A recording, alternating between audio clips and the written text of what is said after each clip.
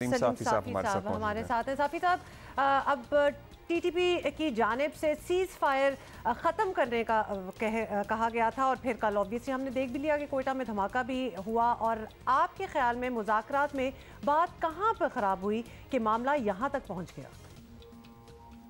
देखिए, जो एक तो बात ये कि टीटीपी के साथ जंगबंदी पहले ही ख़त्म हो चुकी थी और वो जो पहले जंगबंदी का ऐलान किया गया था तो वो बहुत पहले उसके ख़ात्मे का ऐलान हुआ था।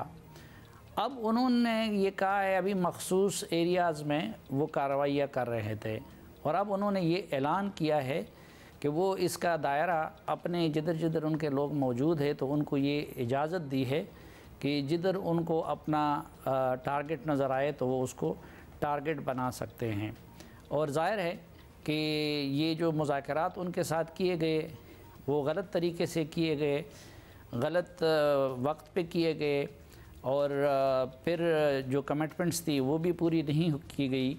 और उसके बाद फिर इस वक्त हुकूमत की टीटीपी से मुतालिक कोई पॉलिसी भी नहीं है क्योंकि मिलिट्री लीडरशिप की तब्दीली का इंतज़ार किया जा रहा था।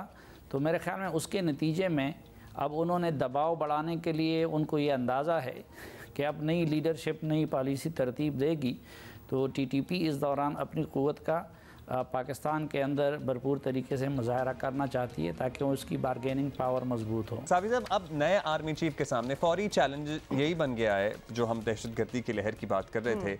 अगर ऑपरेशन करना है तो ये फैसला हुकूमत का ही होगा, लेकिन करना तो ऑल दो फौज को ही है। तो अगर कुछ नहीं करना तो फिर फौजी भी निशाना बनते हैं और बनते आए हैं। बड़ा मुश्किल हो सकता है ये चैलेंज।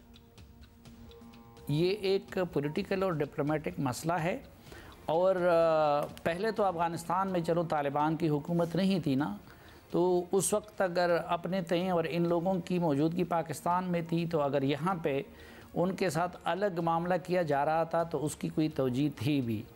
अब अफ़गानिस्तान में तालिबान की हुकूमत है, उनके साथ दुनिया में वाहिद मुल्क शायद जो अफ़गान तालिबान की हुकूमत को सपोर्ट कर रहा है वो पाकिस्तान की हुकूमत कर रहा है।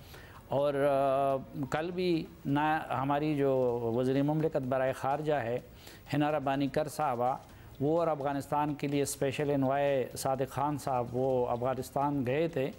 मेरे ख़्याल में अफ़गान तालिबान के ज़रिए ही हमें इस मसले को हल करना चाहिए और अगर उसके बाद भी हल नहीं होता और पॉलिटिकल हल के लिए तमाम हर तरह के अतमाम हुज्जत कर लिए जाते हैं तो उसके बाद फिर दूसरे ऑप्शन पे सोचना चाहिए।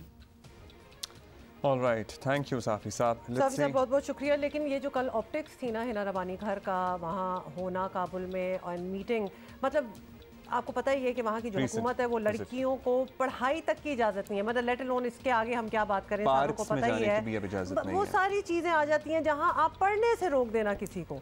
That is a very big thing which also tells you आपका व्यू पॉइंट फॉर फ्यूचर क्या है। आप चाहते ही नहीं है कि आपकी आधी कौम जो है वो पढ़ी लिखी हो, ख़ासतौर पर ख़वातीन जो हैं वो बस सब्जुगेटेड रहें और ऑर्डर्स लेती रहें। एंड हिना रब्बानी का वहाँ जाना एक जिसको कहते हैं ना डिसरप्ट कर देना एक स्टेटस को वो वाली बात। और वहाँ की आवाम या वहाँ की ख़वातीन पर्टिकुलरली सरापा एहतजाज भी हैं इस सिलसिले में, लेकिन यहाँ पे पता नहीं क्यों जब ये हुआ लगता था बाज़ रहनुमाओं के कि उन्होंने शैकल्स ऑफ स्लेवरी तोड़ दी।